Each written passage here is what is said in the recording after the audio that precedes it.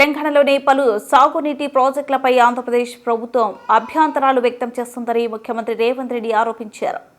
తెలంగాణ ప్రాజెక్టులకు ఏపీ ప్రభుత్వం నిరభ్యంతర పత్రాలు జారీ చేస్తే ఏపీ ప్రాజెక్టులపై తాము కూడా ఎలాంటి అభ్యంతరం చెప్పబోమని ఆయన స్పష్టం చేశారు.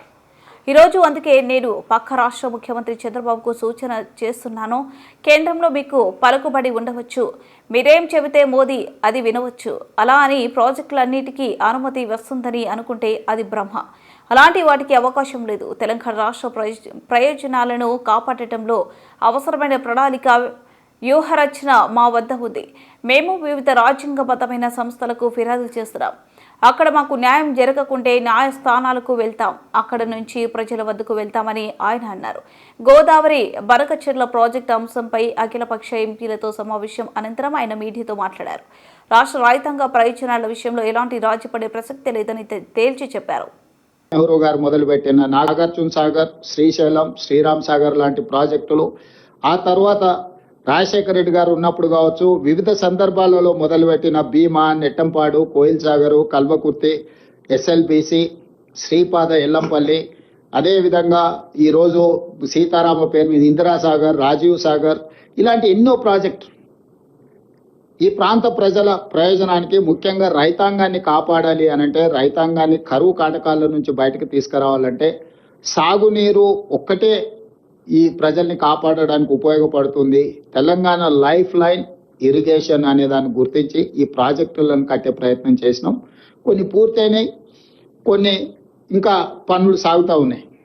అయితే ఈ సందర్భంగా 10 సంవత్సరాలు తెలంగాణ రాష్ట్రం వచ్చిన తర్వాత పరిపాలించాం.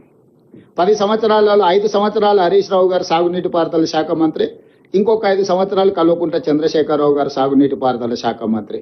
అంటే బీఆర్ఎస్ నాయకులు ఒకే కుటుంబం, ఒకే పార్టీ, వాళ్ళే 10 సంవత్సరాలు ఈ శాఖను నిర్వహించడం జరిగింది. అంటే 10 సంవత్సరాలు ఈ శాఖలను నిర్వహించినప్పుడు సంపూర్ణమైన అవగాహన ఆ పార్టీలో ఎవరికి ఉన్నా లేకపోయినా హరీష్ రావు గారికి, చంద్రశేఖరరావు గారికి ఉండాల్సిన అవసరం ఉందని మేము భావిస్తున్నాం. ఈ సంపూర్ణమైన అవగాహనతోని తెలంగాణ ప్రయోజనాలను కాపాడడానికి ఈ ప్రభుత్వానికి సహకరించిన, సూచనలు చేసిన నిరభ్యంతరంగా ఈ ప్రభుత్వం వాటిని స్వీకరించడానికి సిద్ధంగా ఉంది.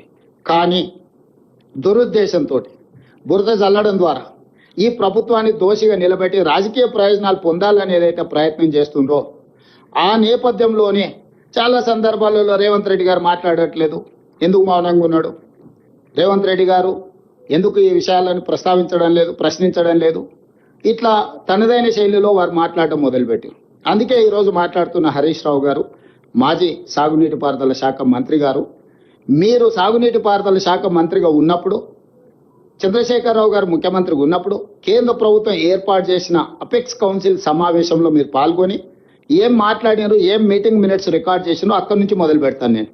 ఈ గోదావరి జలాలకు సంబంధించి, కృష్ణానది జలాలకు సంబంధించి ఆనాడు 2016 21/9/2016 శ్రమశక్తి భవన్ న్యూ